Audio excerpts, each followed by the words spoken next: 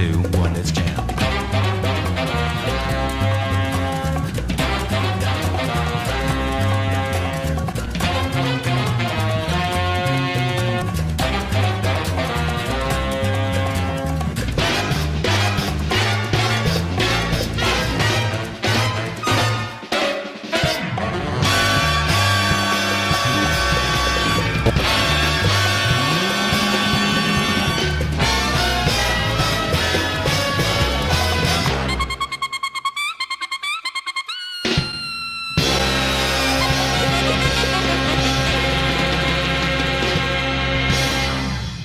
¿Qué son los derechos humanos? Estos corresponden a las facultades que adquiere una persona por el simple hecho de pertenecer a la raza humana, siendo estas de carácter inalienables, irrevocables e intransferibles, entre las cuales destacan la salud, la educación, la dignidad y la libertad en general. Pero, ¿realmente somos libres?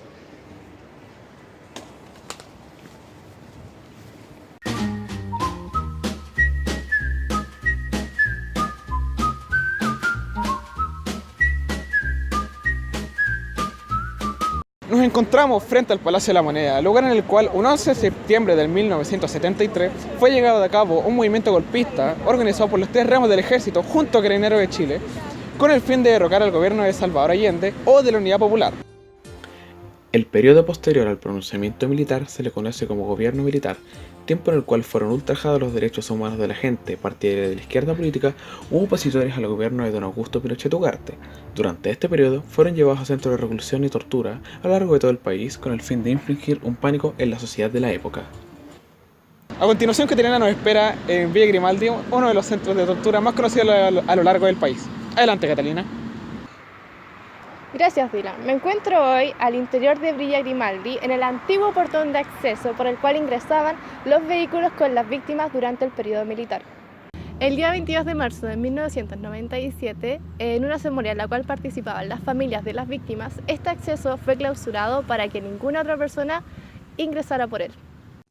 El pasado de Villa Grimaldi está cruzado por acontecimientos dramáticos y contrapuestos que marcaron la historia de Chile. Este sitio de memoria alude a la intolerancia y la crueldad, pero también a la lucha por la verdad y la reparación. Tras el golpe de Estado de 1973, Villa Grimaldi cayó en manos de la Dirección de Inteligencia Nacional y bajo el nombre del Cuartel Terranova funcionó como uno de los centros secretos de secuestro, tortura y exterminio del régimen militar hasta 1978. Se calcula que unos 4.500 prisioneros políticos pasaron por esta cárcel secreta. Como en los otros centros de detención, la vida de los prisioneros al interior de Villa Grimaldi se caracterizaba por extremas condiciones de insalubridad, malos tratos generalizados, alimentación insuficiente y altos niveles de incertidumbre, entre otras condiciones que producían deterioros notables en la salud de los detenidos. El cuartel mantenía una actividad permanente, prácticamente sin interrupciones. Los equipos operativos entraban y salían del lugar las 24 horas del día. Se traía a detenidos en cualquier momento y se torturaba a toda hora. Al interior del recinto se da un ambiente de degradación generalizada.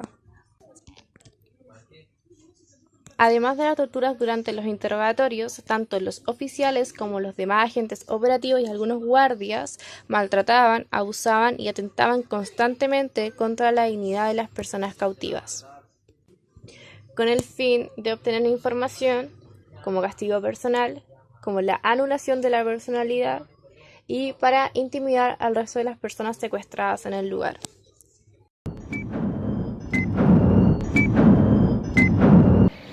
Muy buenos días. Hoy nos encontramos a las afueras del Coliseo del Estadio Nacional Juan Martínez Prado, el cual actualmente corresponde al principal recinto deportivo existente en Chile. Tras el golpe, las fuerzas de represión utilizaron las dependencias del Estadio Nacional Julio Martínez Prádanos como un gigantesco centro de detención y tortura de opositores al régimen militar, entre el 12 de septiembre y el 9 de noviembre. Este fue, en definitiva, el centro de detención más grande que existió en la región metropolitana, llegando a tener aproximadamente unos 7.000 detenidos en tan solo 10 días, siendo 300 de ellos extranjeros. A continuación, Dylan Varas nos espera en el ex camarines de mujeres prisioneras. Adelante, Dylan.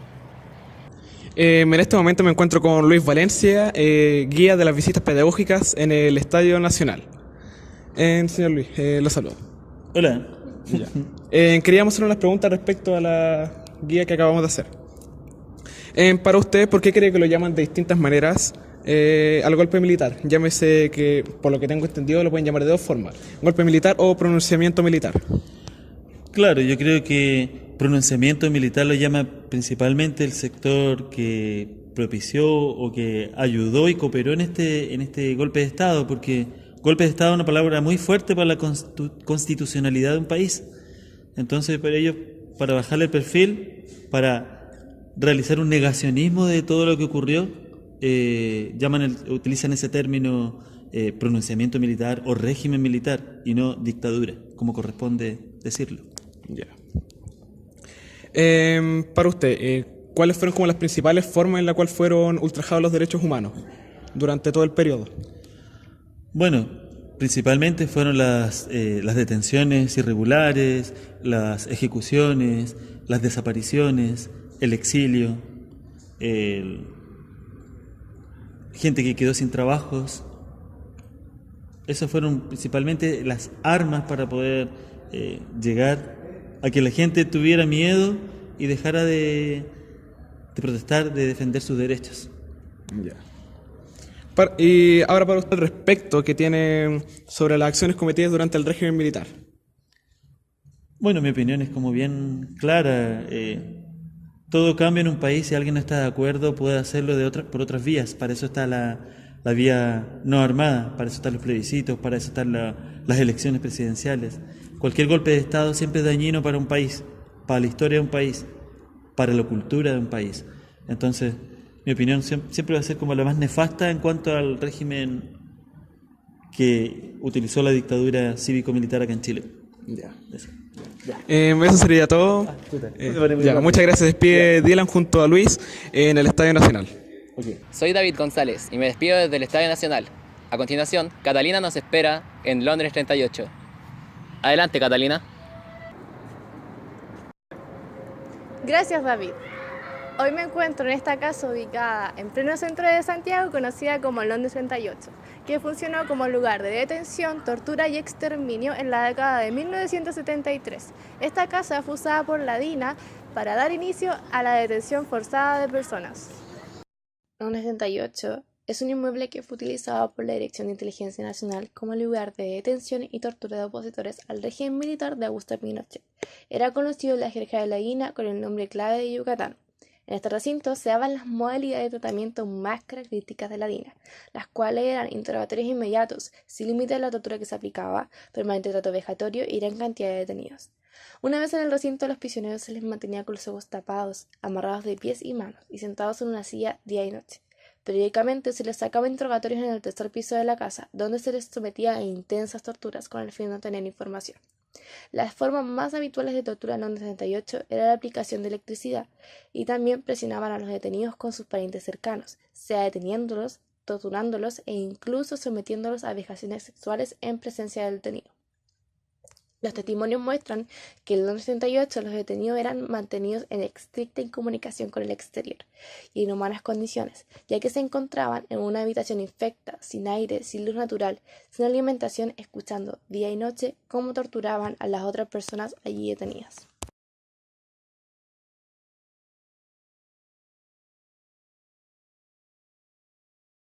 Un número aún no determinado de personas permaneció en esta casa y se ha registrado que 98 prisioneros fueron ejecutados o hechos desaparecer.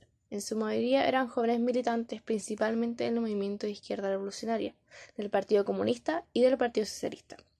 Ante la denuncia de estos crímenes y como forma de ocultar lo sucedido, la dictadura sustituyó el número 38 por el 40, el que hasta hace poco aún permanecía. De no haber sido por la acción de ex detenidos, familiares de las víctimas y organizaciones sociales, este recinto aún permanecería ignorado y no sería hoy un sitio de memoria.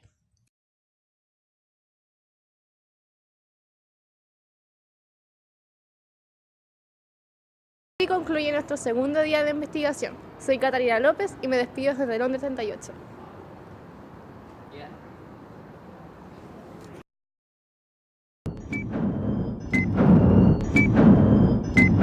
Hoy día en la noche nos vamos a ir al Mercurio, ¿cierto, Catalina? Sí, cierto. Ya, ¿por qué? Para demostrar que los derechos humanos también fueron violados de distintas formas, como que no hubo libertad de prensa y... Ocultaron mucha información, también. porque la DINA son personas que trabajaban con el mercurio y el mercurio empezó... ¿Qué está pasando? ¿Qué? ¿Qué están haciendo, oigan? ¿Qué les pasa? Ah, déjame.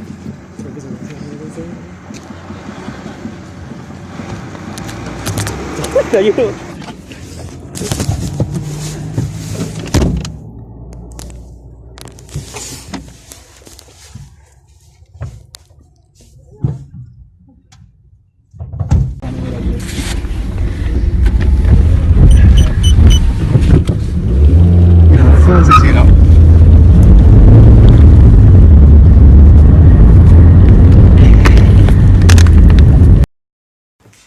Buenas tardes, somos 3AM Studio y les queremos recordar que pronto se estrenará nuestro docu-reportaje sobre los centros de detención en dictadura.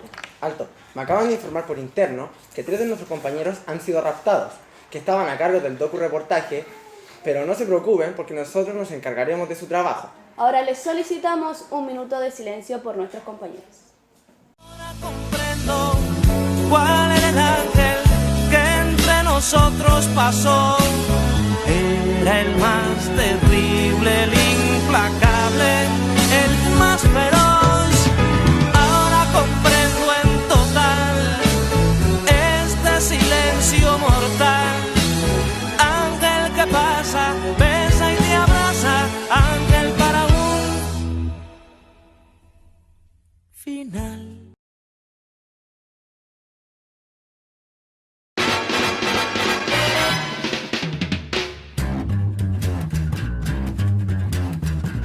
I think it's time to blow this scene. Get everybody in the stuff together. Okay, 3, 2, 1, let's jam.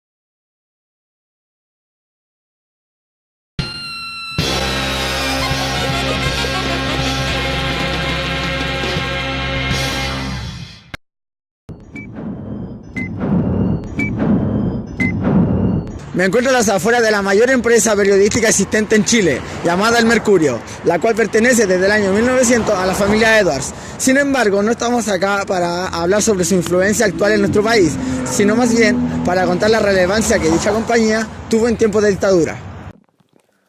Los atentados y restricciones a la libertad de expresión durante la dictadura fueron los más duros y extensos en la historia de Chile. Desde el mismo día del golpe se cerraron y se expropiaron medios. Centenares de periodistas debieron salir al exilio. Decenas fueron detenidos y torturados y algunos hasta asesinados. El Mercurio fue uno de los medios que subsistió en dicho periodo. Sin embargo, jamás dijo nada respecto al deshumanizado trato existente en aquel entonces, salvo para justificar los hechos. Los medios de comunicación durante la dictadura constituyeron un soporte cotidiano del gobierno, lo que nos lleva a preguntarnos cómo es que el diario legitimó no solo los crímenes contra los derechos humanos, sino también al único gobierno en la historia que practicó la desaparición como política de Estado. ¿Por qué se alió al silencio sobre las torturas y transgresiones en lugar de transformarse en la tribuna ideal para denunciar estas violaciones a los derechos humanos gracias a su posición privilegiada? Soy Pablo Donoso despidiéndome desde El Mercurio. Y mañana nuestra compañera Esmirna Bailahueque nos estará esperando en el Museo de la Memoria de los Derechos Humanos.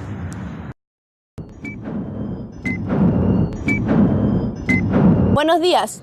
Hoy en el cuarto día de investigación me encuentro en el Parque Quinta Normal, el cual fue utilizado para controlar militarmente a las comunas de Quinta Normal y sus alrededores luego del golpe de Estado en el año 1973. En este momento estoy en un lugar poco conocido pero no menos importante llamado Mesa Cívica, inaugurada en el año 2013 con el fin de conmemorar a las víctimas y desaparecidos de la dictadura militar de Augusto Pinochet. Ahora me dirijo al Museo de la Memoria y los Derechos Humanos. A lo largo de nuestro territorio se alzan diversos sitios de memoria fruto del empeño colectivo por dar visibilidad a lo que permanece oculto. Ahora me encuentro en el Museo de la Memoria y los Derechos Humanos, un espacio destinado a visibilizar las violaciones de los derechos humanos cometido por el Estado entre los años 1973 y 1990, con el fin de incentivar a la reflexión y el debate sobre el respeto y la tolerancia en el Chile actual. Acompáñenme. La Asamblea General proclama la presente Declaración Universal de Derechos Humanos como ideal común por el que todos los pueblos y naciones deben esforzarse, a fin de que tanto los individuos como las instituciones, inspirándose constantemente en ella, promuevan mediante la enseñanza y la educación el respeto a estos derechos y libertades, y aseguren por medidas progresivas de carácter nacional e internacional su reconocimiento y aplicación universales y efectivo, tanto entre los pueblos de los Estados miembros como entre los de los territorios colocados bajo su jurisdicción. El 10 de diciembre de 1948, la Asamblea General de Naciones Unidas aprobó y proclamó la Declaración Universal de Derechos Humanos, siendo uno de sus principales redactores el jurista y diplomático chileno Hernán Santa Cruz Barceló.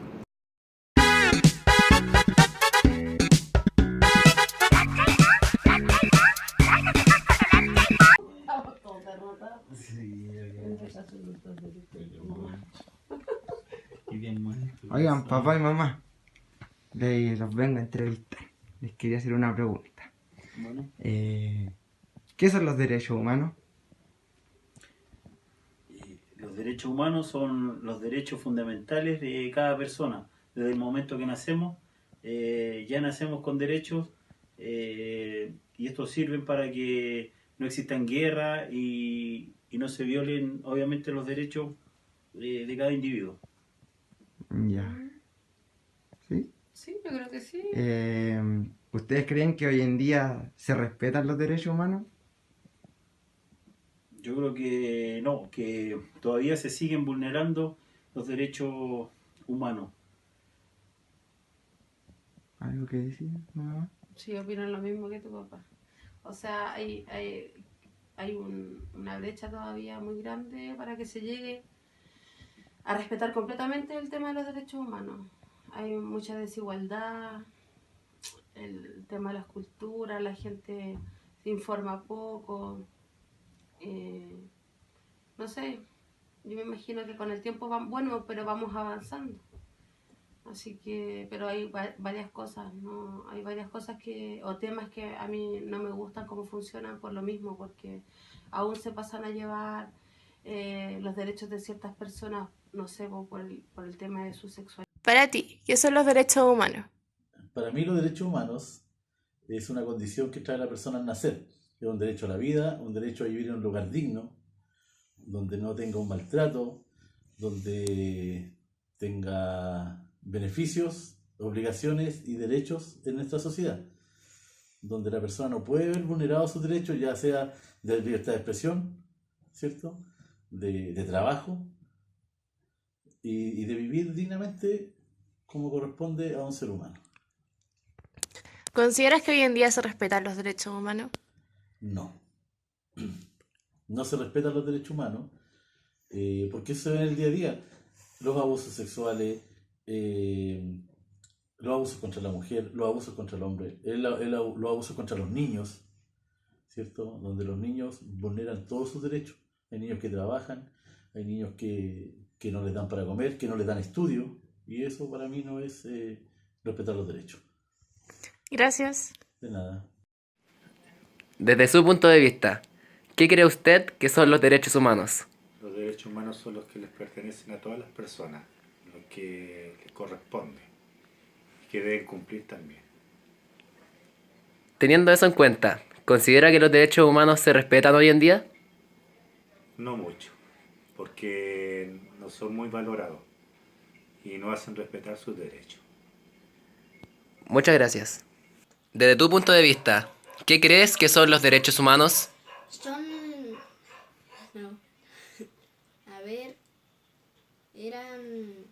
Los derechos humanos son...